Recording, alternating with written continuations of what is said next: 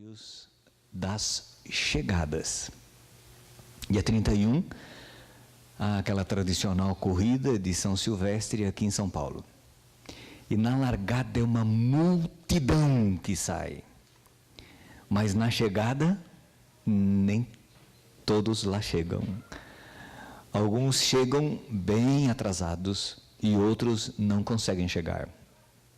É que muitos desistem no percurso, são engolidos pelas dificuldades do caminho, terminam mal. Começam bem, animados, mas terminam mal. Interessante que na Bíblia há muitas histórias de pessoas que começaram bem, mas terminaram mal. E eu gostaria de destacar hoje de manhã a história de um homem que começou muito bem e que terminou mal. E por que ele terminou mal e que lição ele nos ensina no fim de um ano e no começo de um outro. Abra sua Bíblia em 1 Reis, capítulo 3. Primeiro livro de Reis, capítulo 3. E vamos ler os versos 5 em diante. A Bíblia diz assim: em Gibeon, o Senhor apareceu a Salomão num sonho. À noite, ele disse: peça-me o que quiser, e eu lhe darei. Salomão tinha sido nomeado rei no lugar de Davi, seu pai. E nessa noite, Deus aparece a ele num sonho e diz: pede-me o que você quiser e eu vou te dar. Contexto: início do reinado de Salomão. O verso 6 diz que Salomão respondeu: tu foste muito bondoso para com o teu servo, meu pai Davi, pois ele foi fiel a ti e foi justo e reto de coração. Tu mantiveste grande bondade para com ele, lhe deste um filho que hoje se assenta no seu trono. Agora, Senhor meu Deus, fizeste o teu servo reinar em lugar de meu pai Davi. Mas eu não passo de um jovem e eu não sei o que fazer. Aqueles que conhecem a Bíblia sabem de quem Salomão era filho. Salomão era filho de Betseba, de um relacionamento difícil, ilícito que Davi teve com essa mulher. O primeiro filho desse relacionamento, a causa, a gravidez inicial, o menino morreu. Davi, vocês conhecem a história, mandou matar Urias, o marido de Betseba, acabou ficando com ela como esposa, e dessa união ilícita, Salomão nasceu, e foi justamente esse que Deus escolheu para ser o rei no lugar de seu pai.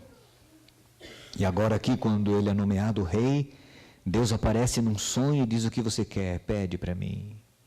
E Salomão reconhece a grandeza de Deus, a bondade de Deus, a misericórdia de Deus, para com Davi, seu pai, para com ele também.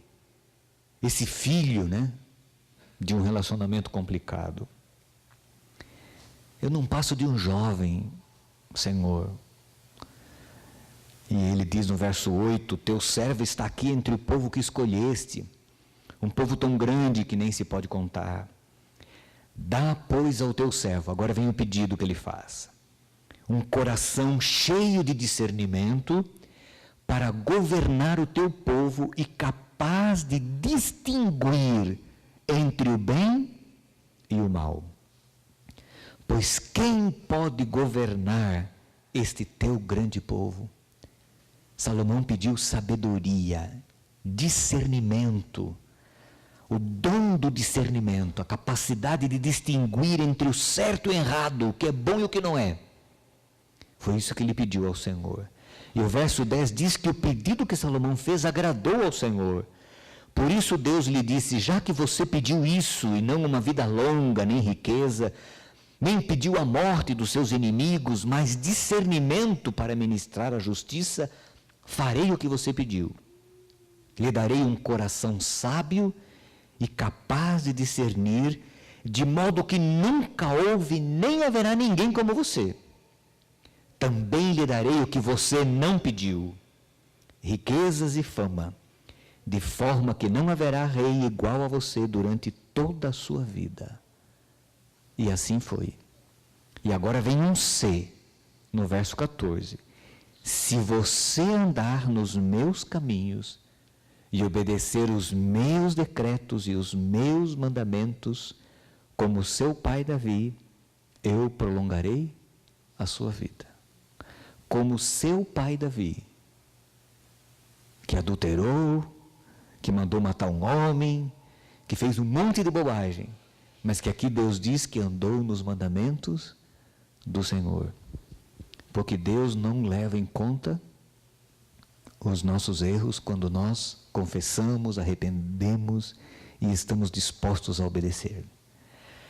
Início da história política de Salomão. Jovem, Deus aparece a ele em sonho, oferece a ele: o que você quiser eu vou lhe dar. E ele pede sabedoria, discernimento. E Deus diz: eu vou te dar. Eu vou te dar tanta sabedoria que ninguém na terra, nem antes e nem depois de você, será como você. Mas eu vou te dar algumas coisas que você não pediu. Eu vou te dar fama, eu vou te dar dinheiro, riqueza e poder. Esta foi a história da largada de Salomão. E ele largou tão bem e continuou tão bem que no capítulo 10 de 1 Reis, nós temos o relato assim áureo do reinado de sucesso de Salomão. Os capítulos anteriores descrevem tudo o que ele fez e as coisas que ele fez. Mas aqui no capítulo 10 tem a visita da rainha de Sabá, que vem visitar Salomão. E esta mulher, diz, por exemplo, o verso 3, que Salomão respondeu a todas as perguntas que ela lhe fizera. Nenhuma lhe foi tão difícil que não pudesse responder. Tudo ele respondeu. E a esta mulher, a rainha, vendo toda a sabedoria de Salomão, bem como o palácio que ele havia construído, o que era servido em sua mesa, o alojamento dos oficiais, os criados, os copeiros, todos uniformizados, os holocaustos que ele fazia no templo do Senhor, a visitante ficou, qual é a descrição bíblica? Impressionada. Então ela disse ao rei: tudo que ouvi em meu país acerca das tuas realizações e da tua sabedoria, diz o verso 6, é verdade. E o verso 7 diz: mas eu não acreditava no que diziam até ver com os meus próprios olhos. Na realidade, não me contaram nem a metade. Tu ultrapassas em muito o que ouvi, tanto em sabedoria como em riqueza. Como devem ser felizes os homens da tua corte, que continuamente estão diante de ti e ouvem a tua sabedoria. Uma rainha pagã, uma mulher que veio visitar Salomão, ficou impressionada com o que vira. E agora ela diz no verso 9: bendito seja o Senhor, o teu Deus, que se agradou de ti e te colocou no trono de Israel. Por causa do amor eterno do Senhor para com Israel, ele te fez rei para manter a justiça e a retidão. Esta mulher louvou o nome de Deus porque reconheceu que tudo que Salomão era tinha vindo de Deus. Aqui está a descrição dos momentos de glória do reinado de Salomão. Mas o texto continua, e no capítulo 11, no verso 1, há uma observação que diz assim: o rei Salomão amou muitas mulheres estrangeiras, além da filha do faraó. Ele casou com a filha de um dos faraós egípcios. Eram mulheres moabitas, amonitas, edomitas, sidônias e hititas, mulheres pagãs. Elas eram das nações a respeito das quais o Senhor tinha dito aos israelitas: vocês não poderão tomar mulher dentre estas nações, porque elas os farão desviar-se para seguir os seus deuses. No entanto, Salomão apegou-se amorosamente a elas. Casou com 700 princesas e 300 concubinas. E as suas mulheres o levaram a quê? A desviar-se. Salomão amou mulheres estrangeiras, mulheres pagãs, princesas. Muitos destes casamentos tinham sido resultados de alianças políticas, de interesses políticos. E o verso 4 diz que à medida que Salomão foi envelhecendo, à medida que o tempo foi passando, à medida que Salomão foi correndo a sua maratona, que começou muito bem no começo, à medida que ele foi correndo, diz a Bíblia que suas mulheres o induziram a voltar-se para outros deuses, e o seu coração já não era totalmente dedicado ao Senhor, o seu Deus, como fora o coração de seu pai Davi. Ele seguiu Astarote, a deusa dos sidônios, uma deusa da fertilidade. Moloque, o repugnante deus dos amonitas, um deus de ferro, oco, que eles colocavam fogo no interior dele e colocavam os seus filhos no braço desse Deus, filho vivo, e eles eram queimados pelas chamas, ofertados a esse Deus.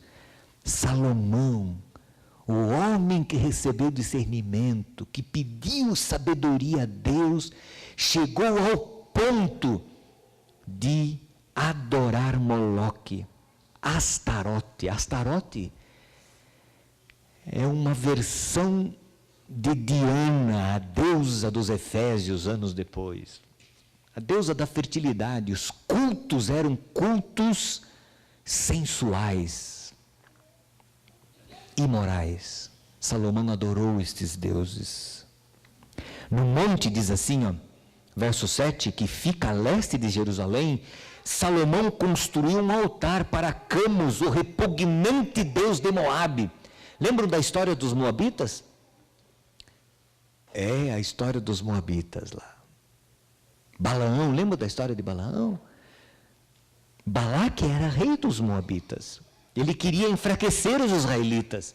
E não conseguiu enfraquecê-los, não conseguiu amaldiçoá-los. Cada vez que Balaão levantava a mão para amaldiçoar, ele abençoava o povo. E aí, como eles não conseguiram amaldiçoar o povo, Balaão deu uma ideia para Balaque, o rei dos moabitas. Você vai fazer com que as suas filhas casem-se com os filhos deles. E os filhos de vocês casem-se com as filhas deles. E aí, nesses casamentos, os seus filhos e as suas filhas vão ensiná-los a idolatria. E aí eles serão amaldiçoados pelo Deus deles. E foi o que aconteceu. Este foi o conselho de Balaão. Balaão aconselhou Balaque a induzir a como conseguir fazer o povo se afastar de Deus. E ele conseguiu. E aí vem a praga de Baal-peor, que 24.000 pessoas morreram dessa praga. Quando Deus agiu, porque eles haviam se corrompido. E agora Salomão, o rei de Israel, está adorando Camus, o repugnante deus dos moabitas. E Moloque, o repugnante deus dos amonitas. Começar bem não significa que nós vamos terminar bem. Começar bem com Deus, servir a Deus de todo o coração, não significa que ao longo da vida nós não corramos o risco de abandonar Deus e de se contaminar com os deuses. Eles só mudaram de nome, em essência eles estão todos aí. Diz ainda o verso 8 que ele fez altares para os deuses de todas as outras mulheres estrangeiras que queimavam incenso e ofereciam sacrifícios a eles. E o Senhor irou-se contra Salomão por ter se desviado do Senhor, o Deus de Israel, que lhe havia aparecido 2 vezes. E embora ele tivesse proibido Salomão de seguir outros deuses, Salomão não lhe obedeceu. E se você continuasse lendo, você ia descobrir lá no verso 14 que o Senhor levantou contra Salomão um adversário, o edomita Hadad, da linhagem real de Edom. O verso 23 diz que o Senhor fez um outro adversário levantar-se contra Salomão. E se você continuar lendo, você vai descobrir que Rezon foi adversário de Israel, verso 25, enquanto Salomão viveu, e trouxe-lhe muitos problemas, além dos causados por Hadad. Jeroboão, filho de Nebate, verso 26, rebelou-se contra o rei, e ele era um dos oficiais de Salomão. Sabe o que aconteceu? Quando Salomão se afastou de Deus, quando Salomão se contaminou com ídolos, com a idolatria, quando Salomão se casou com essas mulheres, quando Salomão cedeu aos caprichos dessas esposas, quando ele se envolveu e se afastou de Deus, começaram a surgir problemas que não surgiriam caso ele tivesse sido fiel a Deus. E nós acabamos de estudar uma lição da Escola Sabatina sobre o sofrimento, cuja primeira lição da série fala de que muitos crisóis que nós enfrentamos são produzidos e causados por nós mesmos e não precisaríamos enfrentá-los. Existem os crisóis do pecado, que nós não temos jeito, né? Estamos aqui nesse mundo e não tem outro jeito. Esses são os crisóis do pecado. Há doenças que não são fruto de nossa desobediência. Elas surgem, elas estão aí. Há acidentes que é do mundo, coisas naturais do mundo. Mas há coisas, irmãos, que nós poderíamos evitar. E há sofrimentos que às vezes nós trazemos para nós, para nossos filhos, para nossa família, provocados por nós mesmos. Pela nossa desobediência, por decisões erradas, por escolhas mal feitas. Às vezes nós começamos bem a corrida, a jornada, mas às vezes lá no meio do caminho a gente se desvia e termina mal. E aí é onde nós sofremos e não precisaríamos sofrer.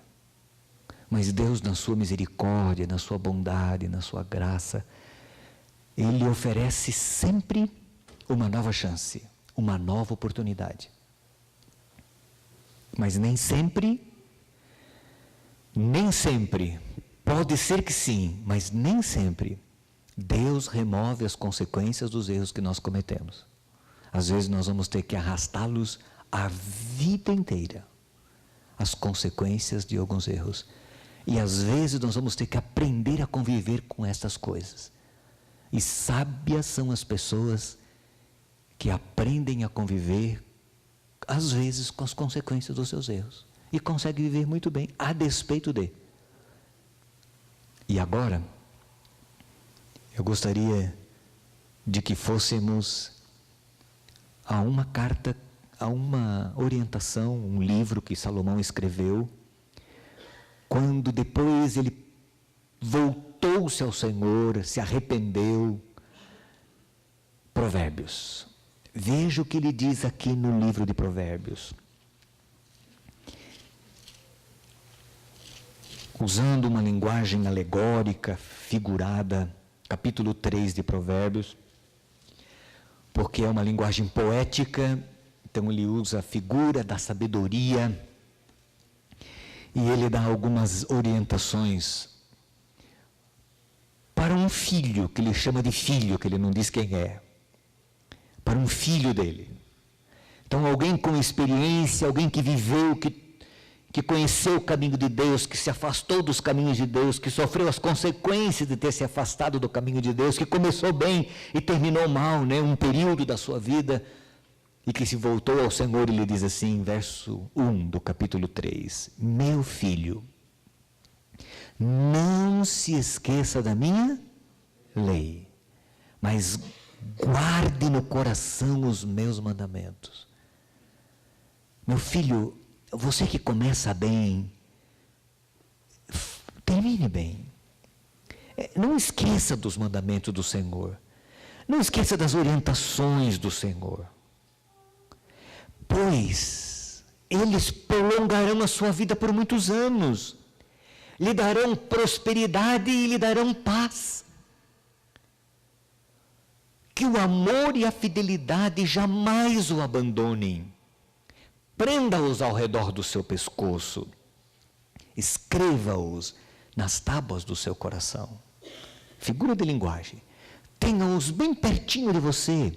O amor de Deus, a fidelidade de Deus. Guarde a minha lei, a lei do Senhor, os mandamentos do Senhor. Guarde a lei do Senhor. Eles vão prolongar a sua vida, vão fazer com que a sua vida seja melhor. Você vai ter paz.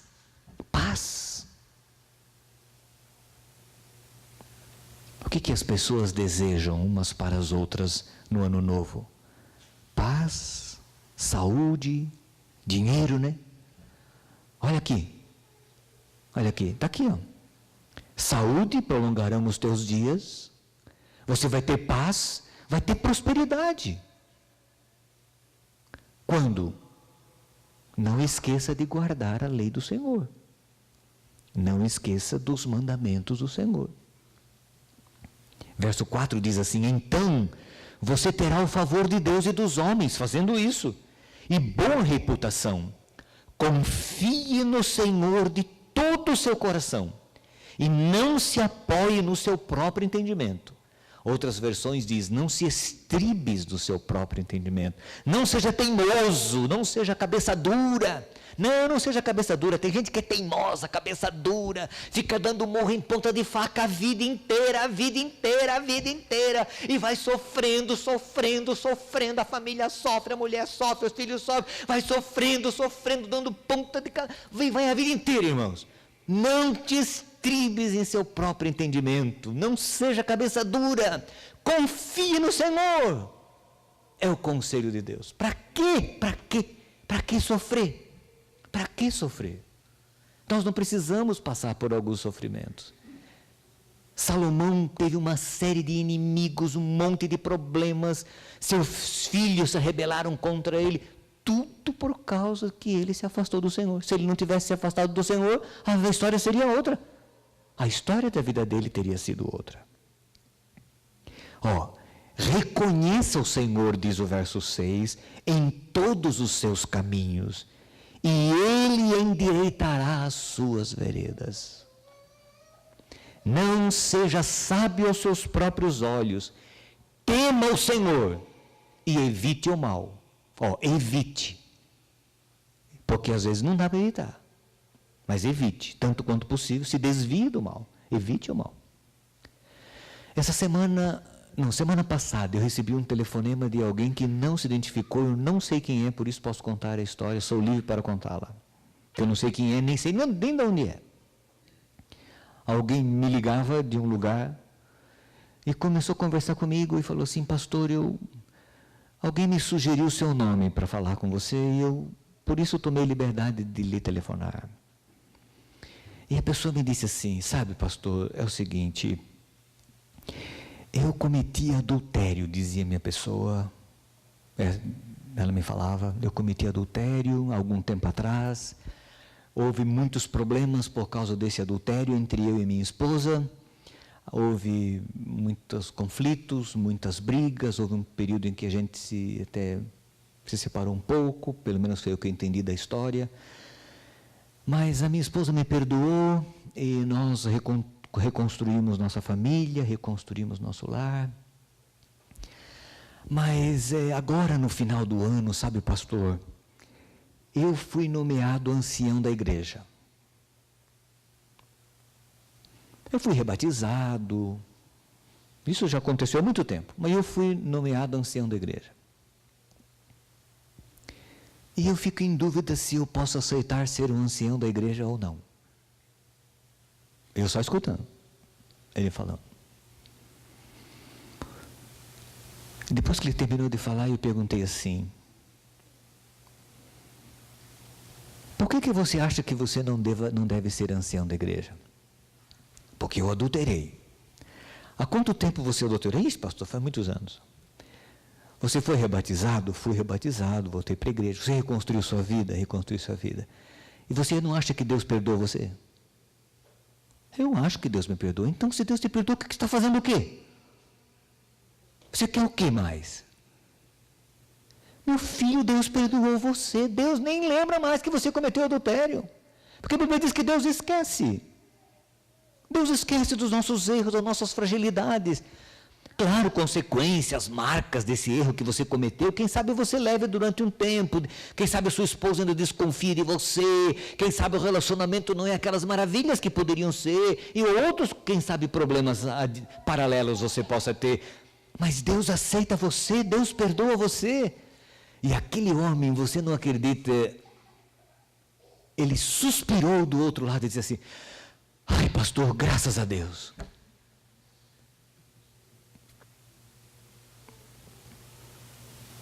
A Bíblia fala, Deus diz que Davi foi um homem segundo o coração de Deus e esse homem cometeu tantos erros.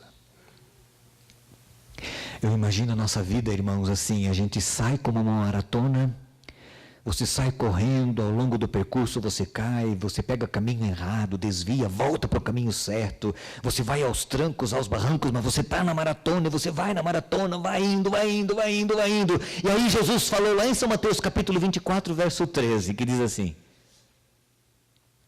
aquele que perseverar, até quando? Até quando? O fim, esse que será o quê? Salvo. E eu quero concluir. Salomão começou bem, houve um período que ele foi muito mal, mas ele voltou a Deus e terminou bem. Houve uma série de dificuldades aqui pelo mal que ele cometeu, é indiscutível, uma série de problemas e dificuldades. O espírito de profecia no livro Patriarcas e Profetas e Reis, diz que os erros que Salomão cometeu e o mau exemplo que ele deu para o povo, ele nunca conseguiu corrigir. Mas esse homem voltou ao Senhor. E Deus o aceitou, e Deus o perdoou, e ele se reconciliou com o Senhor e o Senhor com ele. Porque este é o nosso Deus. Estamos terminando um ano. Eu não sei como você começou. Não sei se bem ou se mal. Você tem a chance de terminá-lo bem. Termine bem o ano. Falta 2 dias, termine bem o ano, termine com o Senhor, termine em paz, reconsagre-se ao Senhor, entregue sua vida ao Senhor, confesse erros, confesse culpas, acerte com o Senhor e comece o novo ano bem, com o Senhor. Coloque os mandamentos do Senhor no seu coração, escreva-os na tábua do seu coração, pendure-os no seu pescoço. Linguagem figurada, tá bom? Não vai pendurar a lei no pescoço, né? Não, é figurada. É figurada, né? Não adianta a gente pendurar a lei no nosso pescoço, não adianta, não vai resolver nada.